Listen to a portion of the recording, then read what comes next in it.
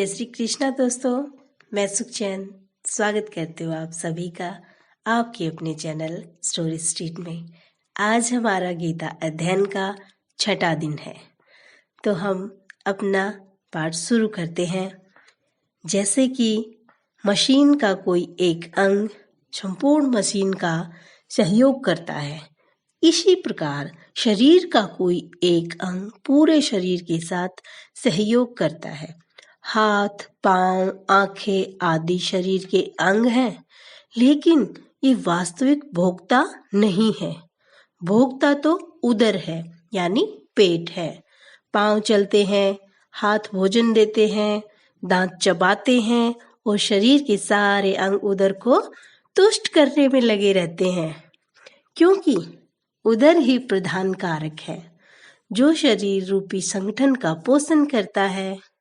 शरीर ना कि एक हाथ से बना है, ना कि एक पैर से, सभी मिलके एक संगठन बना है, शरीर रूपी संगठन, और उस संगठन का पोषण हमारा उदर करता है। अतएव सारी वस्तुएं उदर को दी जाती हैं।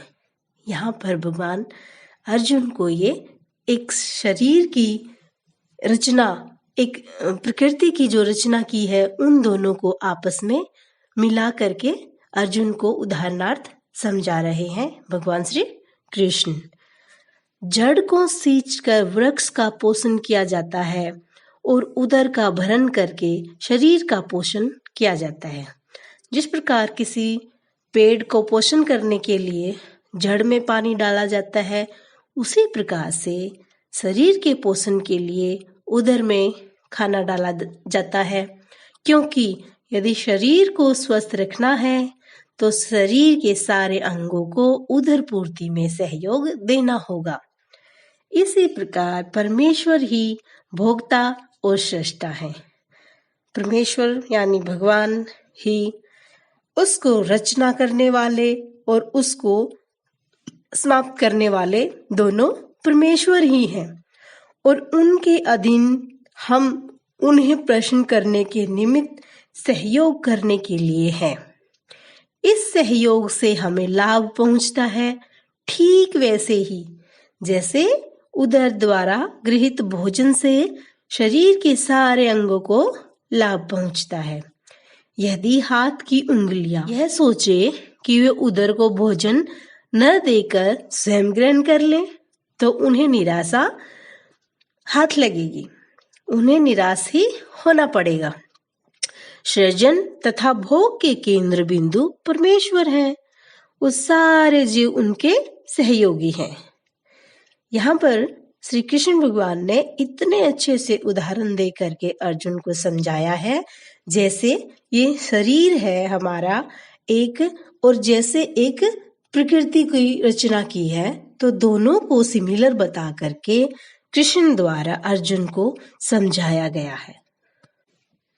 सहयोग के कारण ही वे भोग करते हैं, यानी कि मिलजुल करके खाना पेट में पहुंचता है। जैसे हाथों द्वारा मुंह तक दिया जाता है, मुंह द्वारा चबा करके उदर तक भेजा जाता है। यह संबंध स्वामी और दास जैसा है। जैसा यदि स्वामी तुष्ट रहता है, यानी प्रसन्न रहता है, तो दास भी तुष्ट रहता है, तो दास भी प्रसन्न रहता है। इसी प्रकार परमेश्वर को तुष्ट रखना चाहिए, मतलब परमेश्वर को प्रसन्न रखना चाहिए। यद्यपि जीवों में भी सृष्टा बनने तथा भौतिक जगत का भोग करने की प्रवृत्ति होती है। अतः भगवत गीता में हम पाएंगे कि भगवान ही पूर्ण है, जिनमें परम नियंता, नियंत्रित जीव, दृश्य जगत, शाश्वत काल यानी सदियों से चले आ रहे समय की बात तथा कर्म सन्निहित है, और इन सब की व्याख्या इसके मूल पाठ में की गई है। ये सब मिलकर परम पूर्ण का निर्माण करते हैं, और यही परम पूर्ण परम ब्रह्म या परम सत्य कहलाता है। यही परम पूर्ण तथा परम सत्य पूर्ण पुरुषोत्तम भगवान श्री कृष्ण है। पुरुषोत्तम मतलब पुरुषों में उत्तम, यही सब भगवान श्री कृष्ण ही हैं। सारी अभिव्यक्तियां उनकी विभिन्न शक्तियों के फलस्वरूप हैं। ये सारी घोषणाएं जो होती हैं, ये सभी भगवान के अनुसार ही उन्हीं की शक्तियों के कारण होती हैं। वे ही पूर्ण हैं। यहाँ पर सभी को मिला करके भगवान ही एक ऐसी पूर्ण वस्तु है, व्यक्ति है या पुरुषोत्तम है। भगवत गीता में यह भी बताया गया है कि ब्रह्म भी पूर्ण परम पुरुष के अधीन है। ब्रह्म सूत्र में ब्रह्म की विशद व्याख्या की गई है। विशद यानी सुंदर व्याख्या की गई है।